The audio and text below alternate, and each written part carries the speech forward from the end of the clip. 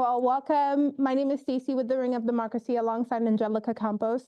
The Ring of Democracy, we are a nonprofit and nonpartisan organization, and our goal today is to democratize the electoral process and meet candidates like you, David Drelinger, to get to know you better and have our audience get to learn more about you.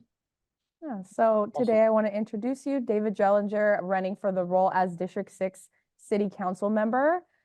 We are excited to have you today. And now before we dive in, could you please share with us and the audience a little about yourself, your pronouns, and who you are to our audience so they can get to know you better? Sure. My name is David Drelinger, as you stated. My pronouns are he, him, his. I've lived in Sacramento most of my life, and I'm not a polished politician. This is the first time running for any type of governmental office. I was actually a former foster in a group home youth as a teenager. I'm pretty much just a concerned citizen who saw the dream slipping away for my child and wanted to get involved and do something.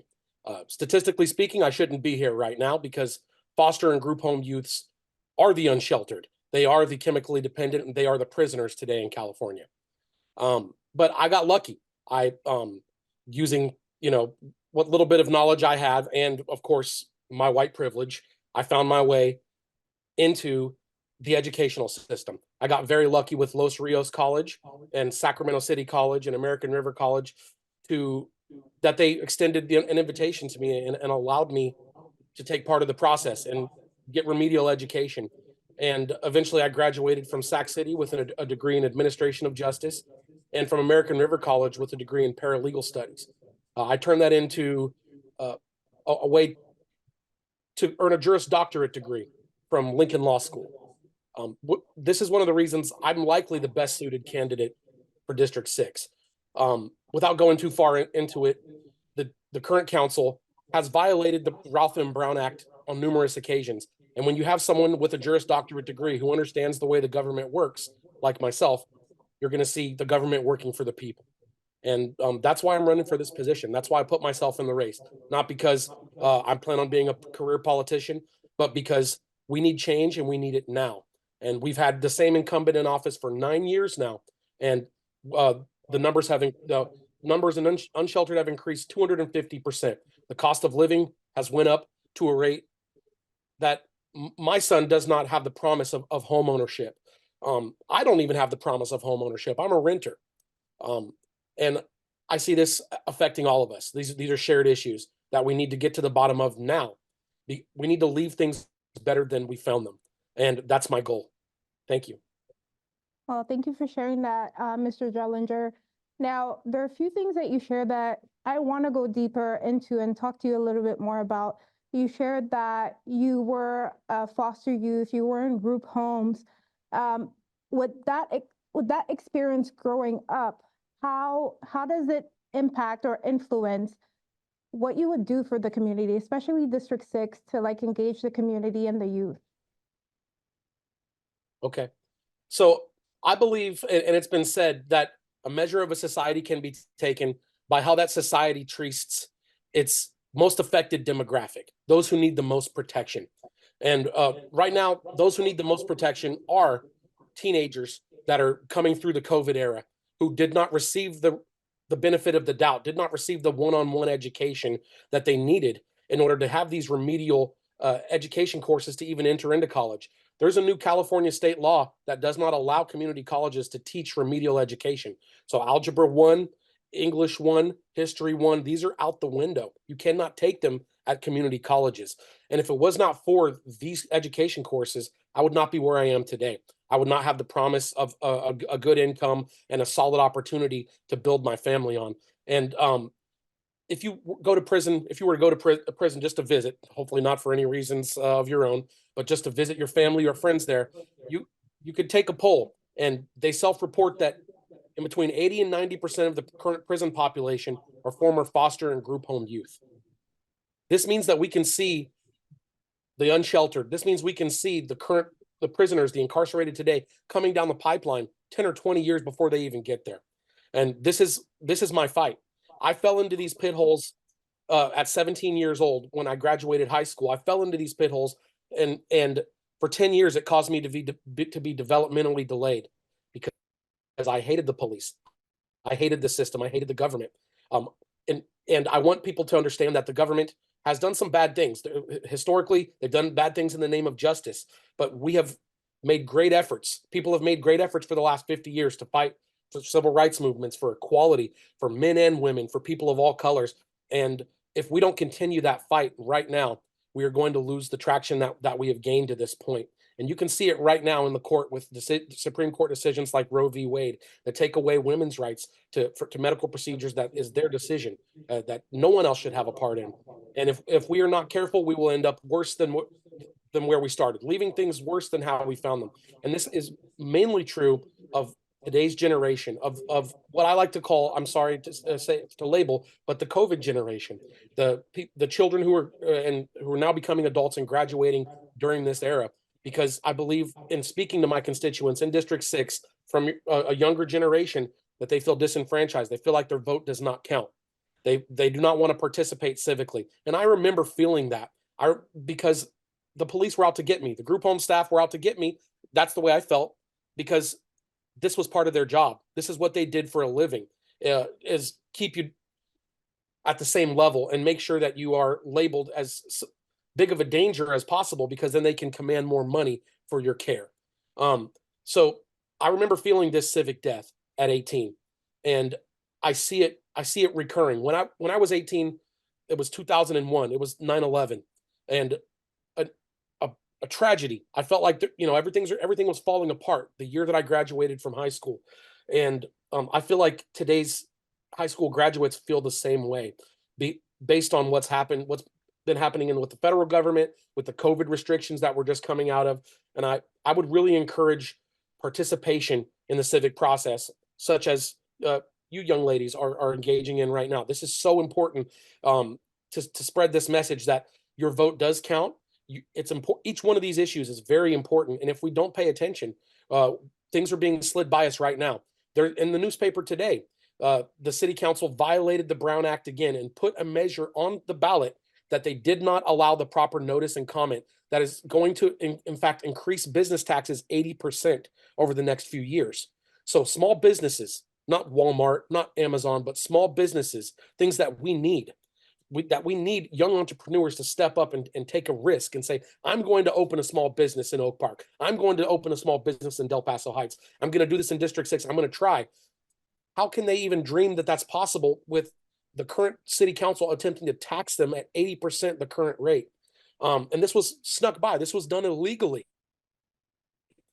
This is why we need someone who understands the laws again and who's passionate about this. I'm not just going to sit here and act normal, because I'm not normal. I'm a statistical outlier, and I care about this very much because I have a 10-year-old boy who's going to be left with the plate that we leave him. They say you make your bed and now you have to sleep in it. And I think that we need to really reconsider what we're doing here, especially when it comes to the youth, especially with what I call the COVID generation, because this comes down. This will come down to a few votes. This has come down to 400 or 500 votes often, and your vote's gonna make a difference. So I would encourage everyone again to participate civically and to pay attention to what's going on, because if we don't, we will continue to have the wool pulled over our eyes. Thank you, David. And yes, you speak to the importance of youth in Sacramento. Getting familiar with their candidates is very important. And you speak of many youth feeling disconnected from, their politicians, their local politicians. That's also very evident. How do you plan to actively engage community members, especially youth, in the decision-making process and ensure their voices are heard during your time there? Okay. So one of the biggest issues I think that we're affected with as a city, maybe even as a country, it has to do with mental health awareness. I would like to declare District 6 a mental health safety zone, and I would like to promote this by throwing music festivals. Music, we don't realize, many people don't realize how powerful it is, how it can be the voice of a generation, especially hip hop and R&B and soul music. I'm actually, one of the things I am as a hobby, and not professionally, but I'm an audio engineer, and I I have my ear to the streets as far as music is concerned. I believe that without ever meeting, a song can bring us together. We can be on the same wavelength. Our hearts can be beating at the same rate, and it can be something as simple as a song, an anthem. And I think that music is one good way to raise awareness when it comes to politics and to bind us together as a community. Sacramento has a very spread out music scene, and not a lot of times artists who make it out of Sacramento, they leave Sacramento and can't come back because the way the community is dispersed and doesn't throw support behind these artists. So by bringing these artists back to Sacramento, letting District 6 in particular know that these are our artists, that we have pride as a city, that this is something that we did together. These are the luminaries of our community, and for by allowing them a stage to represent us on here in District 6, I think we can raise awareness to not just the general political issues that affect all of us, but to the overarching issue, which is mental health awareness. In 1989, Ronald Reagan defunded mental health. And what that did is it closed down a lot of adult group homes. And those adult group homes would be taking care of what we call the service resistant, who are out on the streets, those who want to be on the streets.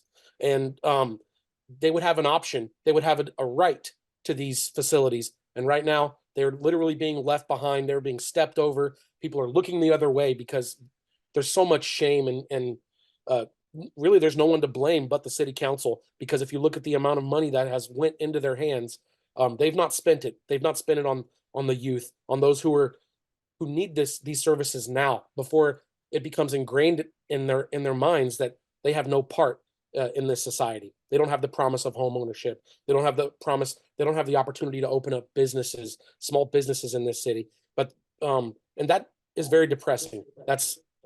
So I believe there is no normal. I believe we all exist on a spectrum of mental health, under some label or another.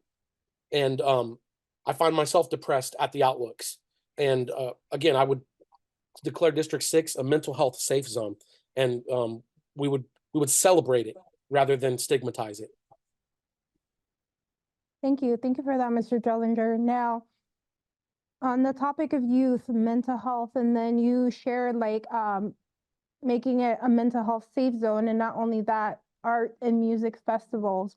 Now, that would be one way that you mentioned to engage the community and bring the youth together. But there's other issues that you mentioned that affect youth and also other adults, is housing, homelessness. And if I remember correctly, on your website, you discussed transitional housing. Can you tell us a little bit more about what that would look like? You know, how you would try to implement that in District 6 to ensure the youth that are experiencing certain issues don't end up on the streets? Okay. So first of all, just off the top, we need rigorous tenant protections. Those who are housed right now need to have adequate legal protection so they don't find themselves out on the streets. They need to have a few extra layers of legal protection against the landlord, against the realtors associations who are currently funding the incumbent. That's number one. Number two, I have a very common sense idea that really got me started on this push, that I could, and made me realize I could be the city councilman and I could do a better job of it. If you're familiar with intermodal shipping containers or Connex containers, these are the 40-foot containers that you see on the back of trains and on the back of 18-wheeler trucks. They're used in cargo shipments from China to the United States and back. We live right next to the bay. In the Oakland shipping yards, there's a deep water channel that goes all the way to Sacramento. So these containers are as cheap as $2,000 each. I would immediately have the city enter into the market, the housing market, as a participant, meaning the city would become the builder. So they could cut through all the red tape and build for a fraction of the cost that they're claiming that it takes to build now. With these 500 containers, we would immediately retrofit 200 of them into 16-person bunk units. The other 300 would be retrofit into kitchens, bathrooms, and social working offices. This would immediately create 3,200 shelter beds for transitional living facilities. Right now, we have about 12,000 unhoused on our streets in the county of Sacramento, and within the city, it's the number's less, but we only have 2,000 shelter beds on it at the best according to the best estimates. This idea would immediately create 3,200 shelter beds. They are bunk units because they are transitional living facilities, not single family houses. That would be affordable living units. That's the layer above this. But the reason why we see such high instances of domestic violence, why we see such high instances of unsheltered, is because oftentimes people have to bow down to another's agenda to maintain their shelter, and they're afraid to buck against it. Not only would the unsheltered issue be remedied in District 6, but the domestic violence would go way down, because you would, when a parent is threatening a child or a 19, 20-year-old to say, hey, you have to live by these rules, follow my strict religion or whatever the rules may be, you would have the option to not feel shelter insecure, because there would be these facilities that would be low barrier. You could come in, and in any public area there would be video cameras, but there would be privacy and dignity that would allow you to sleep someplace for free, and it would be your right to use these facilities. I would use, rather than say not in District 6, I would say in District 6. We are going to do this in this district. We're going to use the land out by off from Fruit Ridge and Power Inn and Florin Perkins, which is currently the Army Depot, which the city already owns. The city already owns this land. Eric, the incumbent, has claimed that there's these great ideas, but we don't have the land to put them. We absolutely have the land in District 6. The first thing I would do prior to doing that is I would install an environmental protection air monitor, because the incumbent has also neglected to do this. And if you want to look at what environmental racism is, you can look at the policies of Eric Guerra as it pertains to District 6 and this corridor. So this would be an immediate idea that for less than $1 million, we could purchase 500 Connex containers, because they are $2,000 each. I already have a purchase order for them. I sent them to Eric Guerra's office, and they rebuffed me. And when he wouldn't take the time to even meet with me and discuss this idea, I decided, again, that I could do better than him. If you call my phone right now, I pick it up. If you send me an email, I respond. There's no barrier to speaking with me. And though I will soon be a lawyer, I won't practice law. I will do this for 4 years, my entire term. I will defer practicing law, and I will focus on the issues that I see most important and try to affect the greatest amount of change for the most amount of people.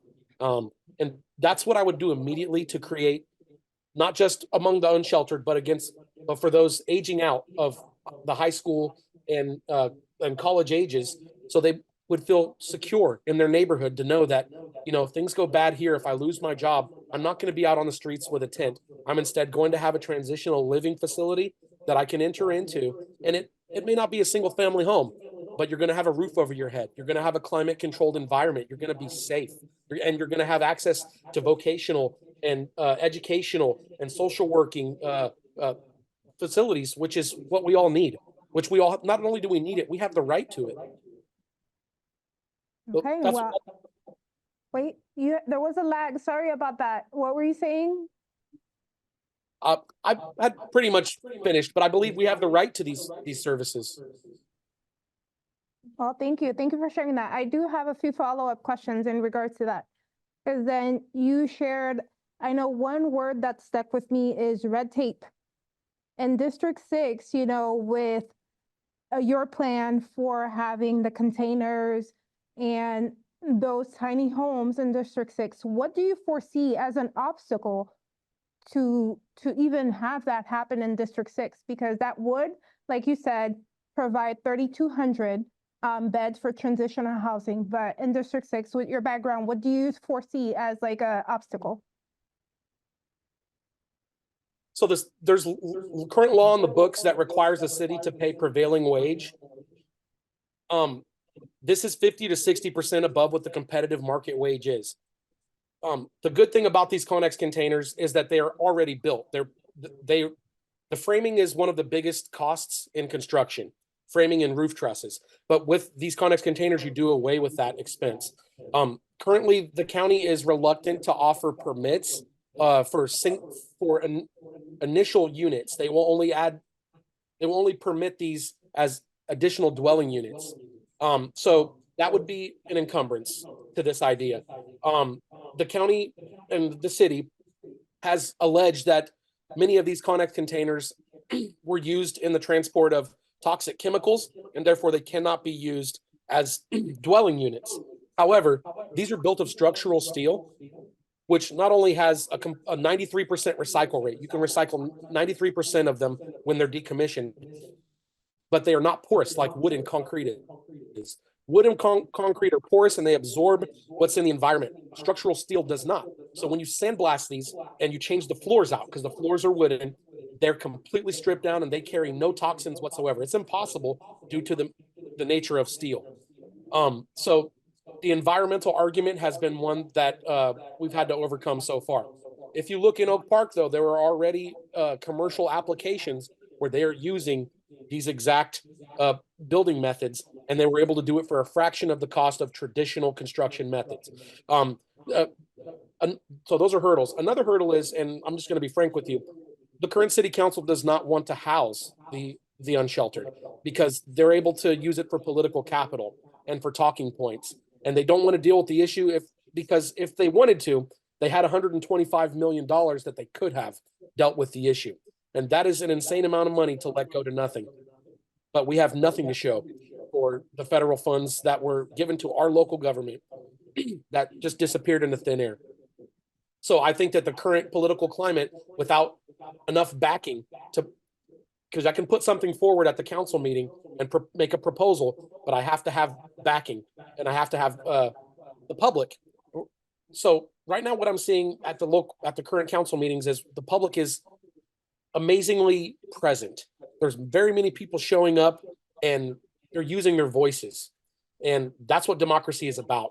And I'm afraid that if we get disheartened and we lose our morale in this upcoming election, that voice will disappear because people will feel that it was for nothing. And that's another issue. That's another piece of red tape, is people losing their morale and their forward motion and not feeling that their vote counts.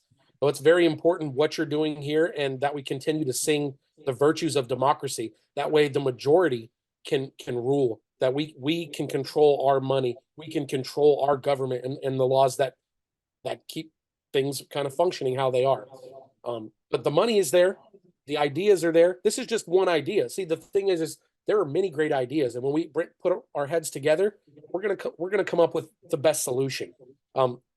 Rather than one guy thinking of, oh, we could do this in a room. The idea is to keep our ears open and to keep the barriers low so people can approach their elected representatives and they can bring forth ideas and to get their.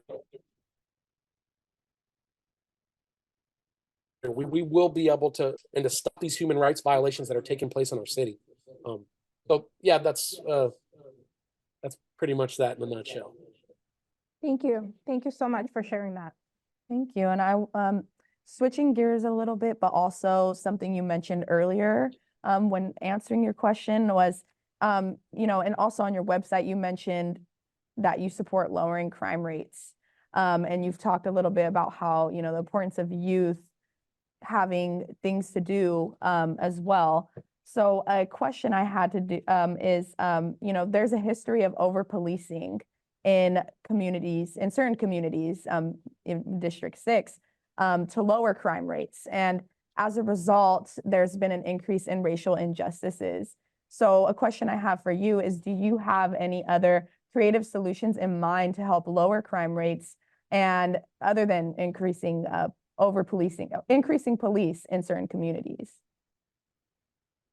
I believe I do. Number one, we would not have half of the evidence that we have if it were not for modern technology and cameras.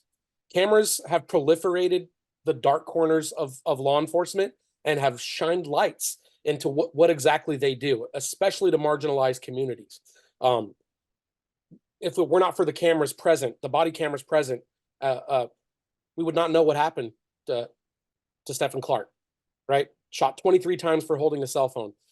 So I believe that this is very important, that we immediately utilize the technology that we have everywhere, in every way that we can, in every public area, that you do not have a reasonable expectation of privacy. Obviously not facing into your home, but facing outwards, right? Ring cameras make me feel safe in my home against police and against those who would attempt to prey on and burglarize and whatnot on our neighborhoods and break into our cars. So I don't believe that the police need to have complete control of those cameras, though. I believe that neighborhood watch associations would do better because they would not use the implicit bias that we all know that we all have, especially the police in their training. That's one method. Number two, I believe that we need to educate the police. In order to become a lawyer, there's a very high bar you have to clear, and there's professional licensure. And if you break the laws and you break the rules of professional responsibility, you are no longer eligible to practice law. Well, why would we give police officers guns and allow them the right to kill and to defend us and not require a high standard of professional licensure? In order to cut hair, you have to have a state certified license. Why is it not the same for police? Why can a police officer violate all the rules in Sacramento and then just go to Stockton? It's because there's no licensing process to become a police officer. There's less education to become a police officer than it would be to become a barber, which requires 2 years of education. So we need to raise the education standard. We are expecting people to go out and enforce the law who do not know the laws. And that's a big, big issue. We need to make sure that we have culturally appropriate officers in the neighborhoods that they police, right? If you have a bunch of white officers in District 6, which is nearly 60% people of color, you're going to see their implicit bias in the numbers. And the numbers speak for themselves. The facts speak for themselves. Police enforce traffic laws against people of color at a much higher rate than they do of white people. And that's just the way it works. I can't deny it. I can't deny that that's part of white privilege here in District 6. So cameras, higher level of education, and a method of professional licensure for the law enforcement would be a starting point. However, I also want to say something that currently the police budget is $228 million in Sacramento for 800 police officers, okay? Now, these numbers are out of whack. If you want to know where a lot of that budget comes from, much of that budget comes from the cannabis industry. The cannabis industry that was so heavily policed that so many people are just now getting pardons out of federal prison because the police enforced racist laws that were meant to keep down Black and brown people. This is the 1937 war against drugs put on by Henry Anslinger. The main purpose was to marginalize and to imprison Black and Mexican people here in America. And now the law enforcement is realizing a profit and a benefit because of the tax of the legal sales of cannabis. Now, I can't think of a bigger contradiction, of a paradox than this. And when we look at this, that a lot of this $228 million budget comes from the tax of minority business owners who were promised the control of the cannabis industry, right?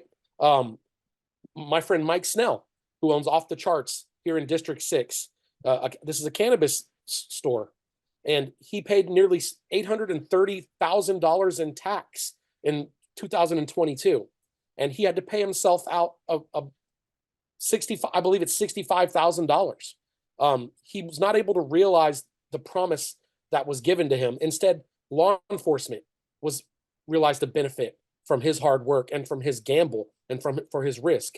And he was pushed out of the Air Force due to allegations that he was involved in the sales of cannabis. And he came to Sacramento and decided he was going to open his business here. And now, instead of him and his family realizing the benefits of that, they're hiring new officers on his budget. And I have to say that that's wrong. And we need to shed light on these situations. And I think it's important that we look at these numbers now and immediately offer these businesses equal protection under the law. Not just cannabis businesses, but that's a good example, I think, of the inconsistencies that we look at law enforcement with, and the things we allow them to get away with without questioning them. Well, thank you, Mr. Drelinger. Now, I hate this part, but we are at time. But before we close out, can you please take 1 minute to share with the community members why you are the best fit to run for this position for District 6 Council member? Yes. So as I stated, I'm a doctor of law. We are a nation of laws. We are a city with laws and ordinances. And right now, this current city council has repeatedly violated the Ralph M. Brown Act and the Open Meetings Act. You're not going to see that with me. You're going to see a willingness to stand up and to confront the bullies and to confront the laziness and the complacency that's taking place right now in our local government. I'm going to take the side of the people because I've not taken a single dollar from corporations. I've not taken a single dollar from any special interest groups because I do not want to be in their pockets. You need someone who has actually lived change in this position. And I'm living proof that the government can work for its people, and with hard work and determination that you can go from group home to just on the verge of being a lawyer. I'll be a lawyer very soon. And that's a great trajectory. Do you want someone who jumped off from an intergenerational springboard into government, right? Someone who has hundreds of thousands of dollars of stocks and is receiving hundreds of thousands of dollars of corporate money? Or do you want someone who is living the struggle right beside you to represent your interests? Sometimes when the game gets crazy, you need to play your wild card.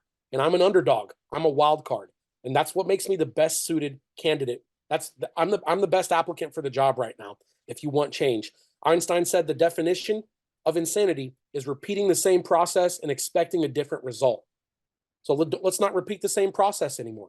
Let's try something new if we want change. Thank you. Thank you so much. We appreciate you taking the time today, David, and letting the community of District 6 see what you stand for and who they would be voting for to represent District 6. You know, to our audience, we really encourage you to go out and vote for this election coming up. It's very important because then the top will go to the primary election. So speak up, you know, your voice is important, your voice matters. And yeah. All right, Absolutely. well, thank you again so much for joining us, Mr. Drelinger. And Thank as you. Angelica said, please register to vote and vote on March 5th, and have a wonderful evening. Thank you, Stacy. Thank you, Angelica. Thank you, Ring of Democracy, for the opportunity to speak. Have a good evening. Thank you. You too. Thank you so much. Bye-bye. Bye. Bye.